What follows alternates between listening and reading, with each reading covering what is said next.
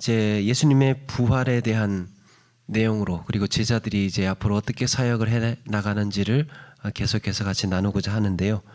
예수님의 부활은 제자들에게 있어서 아주 큰 충격이었습니다. 슬픔과 절망에 갇혀있던 그들에게 예수님께서 다시 부활하셨다, 살아나셨다 하는 소식이 전해졌음에도 제자들은 믿을 수가 없었습니다. 엠마오에서 달려온 제자들의 증언에도 믿기지가 않았습니다.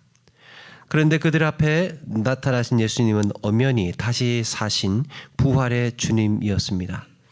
제자들은 손으로 주님의 못자국을 만졌고 창으로 찔린 그 허리의 상처를 또 확인할 수 있었습니다. 그리고 여러 차례 주님과 함께 식사를 나누면서 부활하신 주님을 확신하게 됩니다. 예수님의 부활을 부정할 수 없게 된 제자들의 마음이 어떠했을까? 예수님께서 이제 완전히 사람의 몸으로 다시 살아나심으로 그들은 어떤 생각을 가졌을까요? 이스라엘의 해방을 다시 꿈꿀 수 있을까? 이제 예수님과 함께 더 크고 놀라운 사역을 기대할 수 있을까? 그런데 부활하신 예수님은 제자들과 오래오래 함께 같이 있을 수 없었습니다. 그리고 제자들은 땅끝까지 이 복음을 전해야 하는 사명이 주어집니다. 사도행전이 그렇게 시작이 되죠. 앞으로 함께 나누게 될 이 사도행전은 누가복음의 기자인 누가가 기록한 것으로 전해집니다. 신약 성경에서 누가는 아주 독특한 사람인데요. 사도 바울의 전도 여행의 거의 대부분을 이 그림자처럼 따라다녔어요. 그래서 그런데도 누가에 대한 기록은 거의 등장하지 않습니다. 마치 사진을 찍으면 사진 찍는 사람은 사진 속에 나올 수 없듯이 누가는 초대교회에 그리고 사도들의 행적을 관찰했기 때문에 잘 등장하지 않는 인물입니다. 그런데 그럼에도 하나님은 이 사도들의 행적을 누가에게 맡기셨다는 것이 인상적입니다. 여러분, 신약 성경에서 가장 많은 분량을 기록한 성경 기자가 누구인지 아십니까? 누가가 가장 많이 쓴 사람이에요. 사도 바울이 많이 쓴 것으로 보이는데 분량으로 보면 누가의 저작이 신약의 4분의 1을 차지한다고 합니다. 또 한 가지 특이는 누가는 유대인이 아니었답니다. 유대인이 아니라 이방인으로 알려져 있습니다. 이렇게 신약의 기자들 가운데에 유일한 이방인이 신약 성경에 가장 많은 분량을 기록했다. 기독교를 유대인의 책이다, 유대인에게서부터 했다라는 이런 이야기들이 오히려 이방인인 누가가 신약 성경을 가장 많이 썼다라는 내용이 참 아이러니가 되죠. 이런 누가가 누가복음과 사도행전을 통해서 강조하고 있는 메시지가 있습니다. 오늘 말씀의 1절 이하에 보니까 내가 먼저 쓴 글에는 무릇 예수께서 행하시며 가르치시기를 시작하신부터 그가 택하신 사도들에게 성령으로 명하시고 승천하실 날까지의 일을 기록하였노라 그랬습니다. 내가 먼저 쓴 글은 누가복음을 말합니다. 이 누가복음은 예수님의 행적과 가르침을 시작으로 예수님께서 부활하시고 승천하신 날까지의 일을 기록했다라고 했습니다.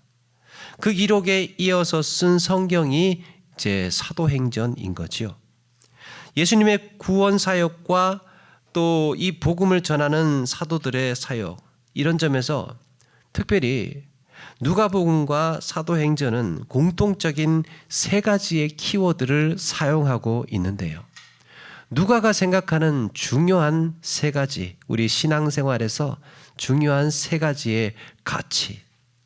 부활하신 주님은 앞으로 왕성하게 세워질 주의 몸된 교회를 위해서 이 누가를 통해서 무엇을 말씀하고 계시는 걸까? 이 누가복음과 사도행전에 어쩌면 뼈대가 되고 있는, 골격이 되고 있는 그래서 우리 신앙에도 중요한 가치로 우리가 잊지 않고 또 붙들어야 하는 것은 무엇일까? 하나님 나라의 확장을 위해서 이 땅에 남겨진 우리는 무엇으로 살아야 할까? 그 첫 번째가 기도입니다.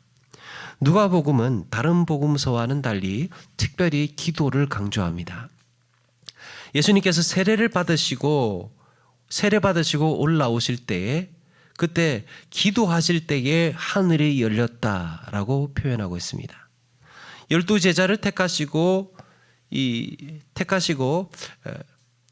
그 사역을 시작하시기 전에 우리 주님께서는 밤새도록 산에 가셔서 기도하시고 그 다음 날 제자들을 택하셨다고 누가복음 기록합니다. 변화산에서 변하셨는데 기도하실 때에 용모가 변화되고 그 옷이 휘어져 광채가 났다고 또 말씀합니다. 70인의 전도대가 돌아왔을 때 주기도문을 제자들에게 가르쳐 주시기 전에 그 모든 중요한 순간순간마다 우리 주님은 기도하셨습니다. 심지어 십자가에 달리실 때조차도 기도의 흔적이 있습니다. 23장 34절에 보니까 아버지 저들을 사하여 주옵소서 자기들이 하는 것을 알지 못함이니이다. 십자가에 달리신 주님께서 이렇게 기도하는 장면을 포착을 해서 그걸 기록을 했던 거죠. 46절에도 아버지 내 영혼을 아버지의 손에 부탁하나이다. 예수님의 그 짧은 기도의 순간조차도 누가는 놓치지 않고 그것을 복음서에 기록했습니다. 이렇게 예수님은 육신의 피로에도 기도의 습관을 놓치지 않으셨고 중요한 순간마다 기도에 매달리셨다는 거예요. 이런 기도에 대한 강조가 사도행전에도 그대로 이어지고 있습니다. 제자들이 기도하는 가운데에 성령 강림이 이루어지지요.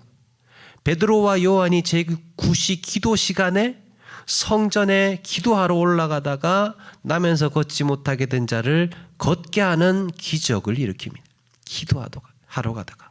그러니까 그들 사도들의 일상생활은 그들의 삶의 모든 기본적인 바탕에는 기도 생활이 있었다는 거예요. 스데반 집사는 순교의 순간에도 기도했습니다. 바울과 실라는 기도할 때 땅이 진동하고 옥문이 열리는 기적을 경험합니다. 베드로는 기도할 때 하늘의 환상을 보고 부정한 이방인들을 품는 것이 하나님의 뜻이라는 것을 깨닫습니다. 그렇게 백부장 고넬료를 만나게 되지요. 바울은 기도할 곳을 찾다가 자주장사 루디아라는 동역자를 만나게 됩니다. 예수님께서 그랬던 것처럼 사도들 역시 매번 중요한 순간마다 뭔가 전환점이 일어나는 곳마다 그들의 일상에는 기도가 있었습니다. 여러분, 이것은 우리의 믿음 생활에서 무엇이 기반되어야 하는지를 가르쳐 줍니다. 사랑하는 여러분, 기도할 때 하나님께서 일하시는 줄로 믿습니다. 우리가 기도할 때 하나님의 뜻을 알게 되고 하나님은 기도하는 이런 자들을 통해서 역사하시는 줄을 믿으시기 바랍니다.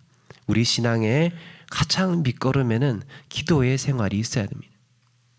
하나님께서 아담을 만드신 뒤에 코에 생기를 불어넣으셨다고 하죠. 하나님께서 생명을 만드시고 숨을 쉬게 하신 거예요. 사람이 숨을 들이마셔야 사는 것처럼 영혼도요, 호흡을 해야 살 수 있습니다. 우리 영혼도 무생물이 아니잖아요. 영적인 생명이에요. 영혼. 이 영혼의 호흡이 바로 기도라는 거예요.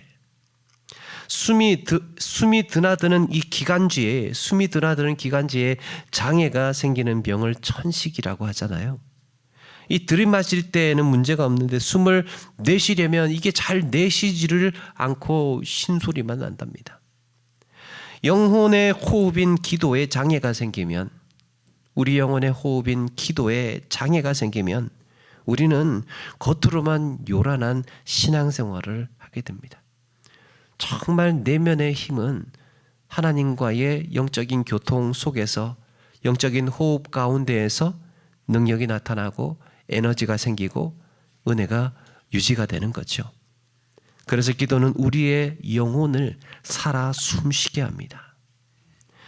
그동안 이제 수요 예배 때마다 하이델베르크 요리 문답을 함께 나눴는데, 이제 이게 1년 과정이었는데 1년의 시간이 이제 거의 다 끝났습니다. 5월이면 아마도 끝이 날 것 같은데, 그래서 하이델베르크 요리 문답을 마치면 기도에 관한 주제로 또 함께 나누려고 합니다. 여러분들 예배 때마다 또 기도에 대해서, 또 기도의 삶이 우리의 일상이 될 수 있도록 하나님께서 일하시는 능력 있는 교회로 세워지도록 함께 기도에 힘쓰시는 우리 모두가 되시기를 바랍니다. 두 번째는 뭐를 관찰했느냐? 성령입니다. 누가복음은 예수님의 탄생과 세례 요한의 탄생 기사에서 예수님의 어린 시절을 소개할 때도 성령의 역사를 기록했습니다. 세례 요한은 어머니의 뱃속에서부터 성령이 충만했다라는 이례적인 표현을 쓰고 있습니다. 마리아가 예수님을 잉태하였을 때 역시 성령으로 잉태되신 거였습니다. 시므온이 죽기 전에 주의 구원을 볼 것을 약속받는데 이 약속이 성취되는 것을 보게 하신 분도 성령의 역사라고 가르쳐 줍니다. 예수님께서 광야에 이끌러 시험을 받으러 가실 때 누가는 성령에 의해 광야로 이끌려 나아갔다고 합니다. 70인의 제자들이 돌아왔을 때 예수님은 성령으로 기뻐하셨다라고 표현합니다. 승천하시기 전 제자들에게 성령의 임재를 약속하셨습니다. 이렇게 누가복음은 이 모든 일에 예외 없이 성령의 인도와 역사로 이루어지고 있음을 끊임없이 주목하고 있습니다. 이어서 쓴 사도행전은 어떻습니까? 오늘 말씀 2절에도 그가 택하신 사도들에게 성령으로 말씀하시고 라고 했습니다. 이것은 앞으로 사도들의 거의 모든 사역에 성령의 인도하심을 예고하고 있는 거예요. 실제로 사도행전의 시작은 성령 강림으로부터 시작을 하지요. 사도들은 매번 성령의 보내심을 받아 선교 현장으로 달려갔습니다. 선교 현장으로 보내신 분이 성령이에요. 바울이 에베소에 가서 전도를 할 때요, 특별히 제자들을 만나서 이렇게 묻습니다. 너희가 믿을 때에 성령을 받았느냐? 그러니까 믿는 것은 좋은데 거기 믿음의 핵심은 뭐라는 거예요? 성령 받았는지를 확인해야 된다는 겁니다. 그냥 단순한 우리의 입술로만으로의 믿음이 아니라 성령을 받았는지. 그러니까 에베소의 제자들이 성령이 계신 것도 알지 못했습니다. 그래서 바울은 그들에게 예수의 이름으로 세례를 하고 안수를 할 때 그때 비로소 성령께서 임하셨다라고 말씀합니다. 바울은 아시아로 말씀을 전하고 선교를 하고 싶었습니다. 그런데 성경에 보니까 성령이 전하지 못하게 하셨습니다. 성령께서 인도하시는 길은 마게도냐였습니다. 그렇게 바울은 자기 뜻대로 아시아가 아닌 성령의 인도하심을 따라서 유럽으로 인도하는 전도를 가는 길을 가게 됩니다. 이렇게 사도들의 사역에는 매 순간마다 성령께서 주권적으로 간섭하시고 그들은 성령께서 인도하시는 대로 순종하며 나갔던 거예요. 매 순간마다 성령의 보내심, 성령의 인도하심, 성령의 감동, 성령으로 인하여서 하나님의 뜻을 깨닫는 이런 경험들을 그들의 사역 속에서 신앙생활에서 했던 겁니다. 그래서 사도행전을 행전의 다른 이름을 성령행전이라고 하잖아요. 여기서 우리가 기억해야 할 것은 초대교회 성도들이 단순히 성령을 받았다로 끝난 게 아니라는 겁니다. 우리는 매 순간마다 철저히 성령님을 의식하고 성령에 민감하게 반응하는 자들이어야 한다는 거예요. 성령께서 나를 어디로 인도하시는지, 성령께서 내게 어떤 감동을 주시는지 거기에 주의를 집중해서 사역을 해야 한다는 거죠. 그래서 우리는 성경에서 이 성경에서 말씀하고 있는 것처럼 이 주의 성령이 내 안에 계시는지, 지금도 나를 인도하시는지, 내게 어떤 감동을 주시는지를 늘 민감하게 의식할 수 있어야 합니다. 성령에 민감하게 반응하며 마치 내 안에 한 몸인 것처럼, 성령과 내가 하나인 것처럼 성령의 인도하심을 따라서 사는 우리 모두가 되기를 바랍니다. 이어령 교수님의 오래된 책에 이런 이야기가 있습니다. 옛날에 어느 시골에 수염 길게 가꾸고 다니는 할아버지가 한 분 계셨답니다. 근데 그 동네에 사는 꼬마아이 하나가 할아버지를 볼 때마다 궁금한 점이 하나가 있었습니다. 어느 날 할아버지를 만나서 묻습니다. 할아버지, 밤에 주무실 때 그 수염 이불 속에 넣고 주무십니까? 아니면 끄집어내놓고 주무십니까? 그러니까 할아버지가 이 질문을 듣고 한참 생각하더니 미안하다. 나도 미처 생각 못한 일이니까 오늘 밤에 한번 자보고 대답을 해줄게. 그래서 그날 밤 할아버지가 이제 잠을 주무시는데 수염을 붙들고 씨름을 하는 거예요. 내가 이걸 내놨던가? 이불 속에 넣었던가? 이불 속에 넣고 자자니까 답답해요. 또 그래서 또 끄집어내니까 허전했습니다. 결국에는 30년 동안 수염이 이불 속에 있었는지 밖에 있었는지 알아내지 못했다고 합니다. 여러분, 우리가 신앙생활을 하면서 늘 의지해야 하는 것이 있습니다. 내가 지금 예수 그리스도 안에 있는지 밖에 있는지, 진리 안에 있는지 진리 밖에 있는지, 성령 안에 있는지 성령 밖에서 육신의 욕망을 쫓아서 살아가는지를 알아야 한다는 거예요. 그냥 막연히 받았겠거니 성령께서 인도하시겠거니 라고 생각만 해서는 안 된다는 거예요. 여러분, 예수님께서 부활하신 후에 40일 동안 제자들에게 보이셨다고 그랬잖아요. 40일 동안 제자들에게 보이셨습니다. 그런데 예수님께서 왜 40일만 제자들과 함께 계셨을까?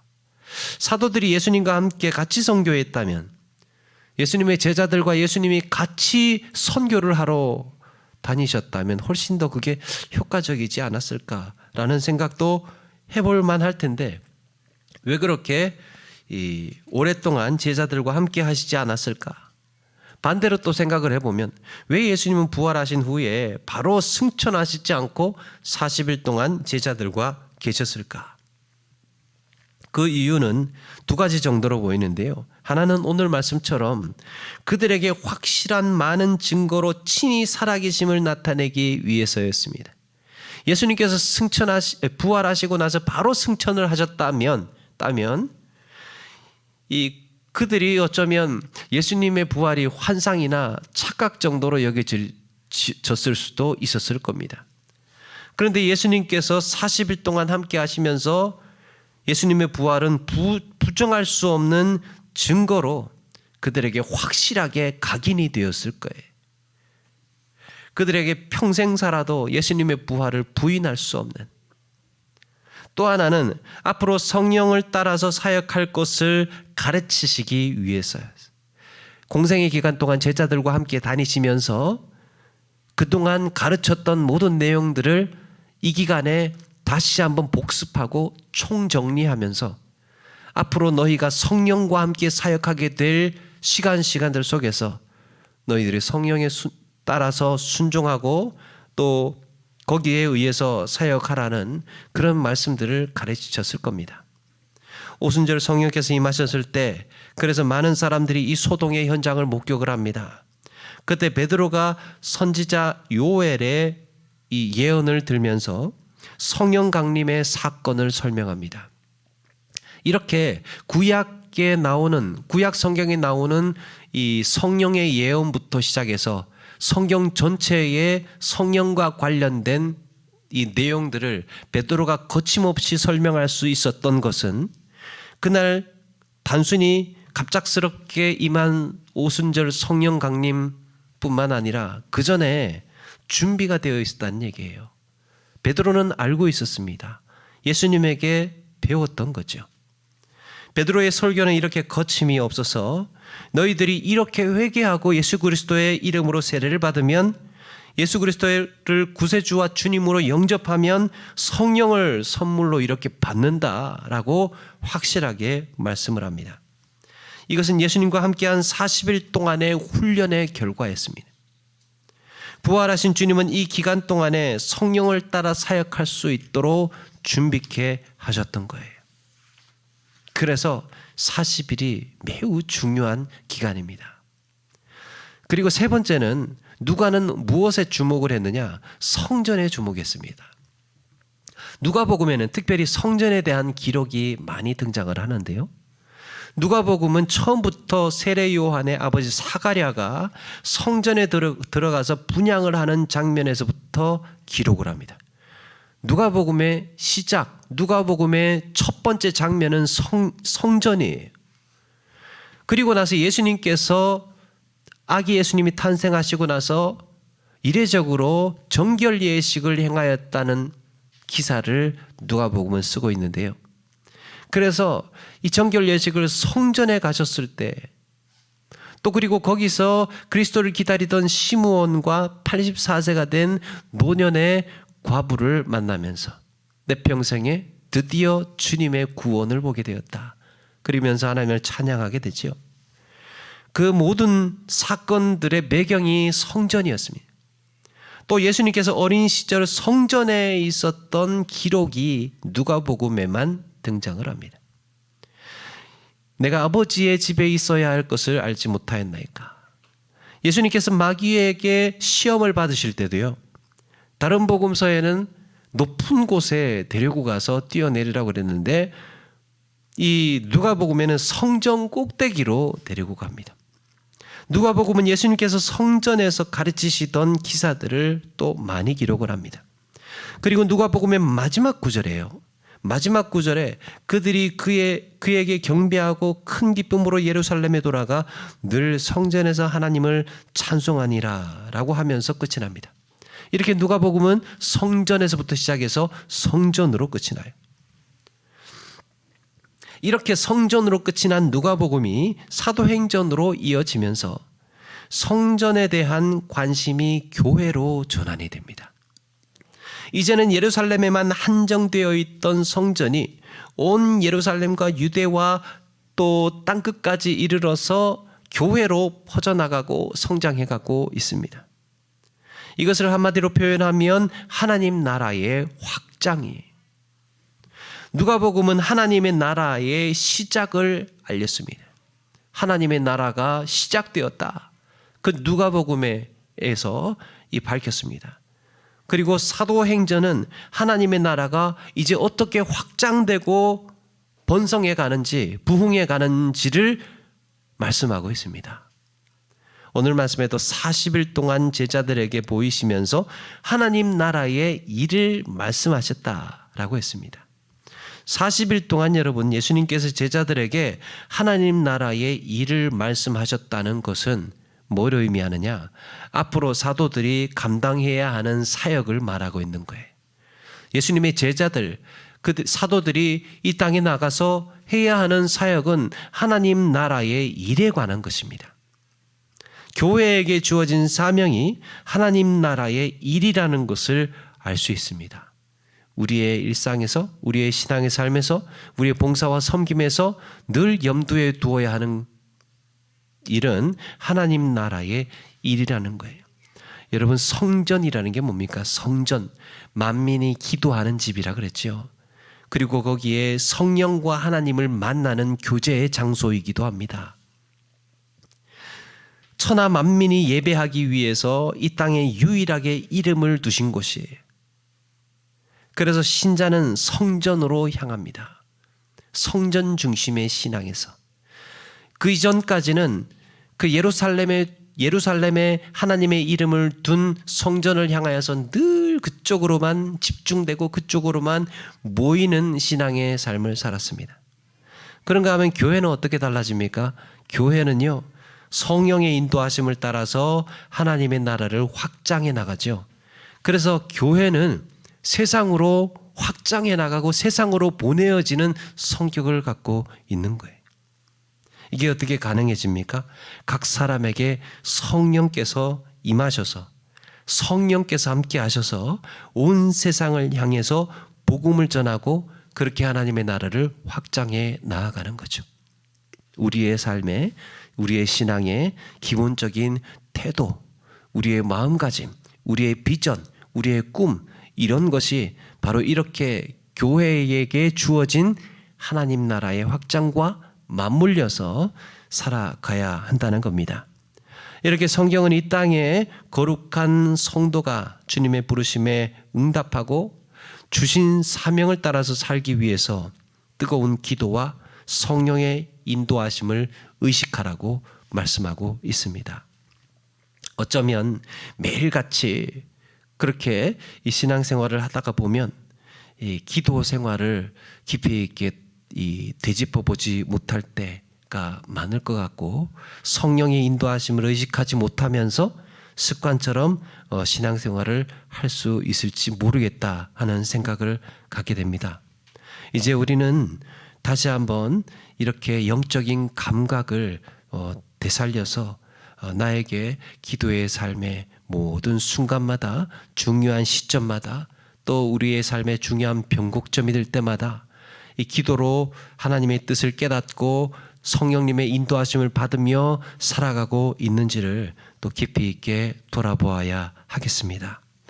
이 땅에서 구원의 은혜를 누리기만 할 게 아니라 나는 구원받은 하나님의 백성이다.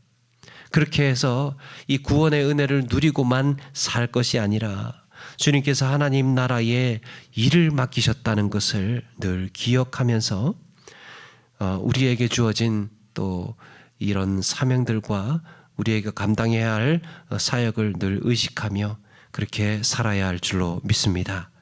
그러므로 한 번 사는 인생에 하나님 앞에 의미 있는 삶이 되도록 또 다시 한번 우리의 마음을 다잡고 애써 나가시는 우리 모두가 되기를 주의 이름으로 축원합니다.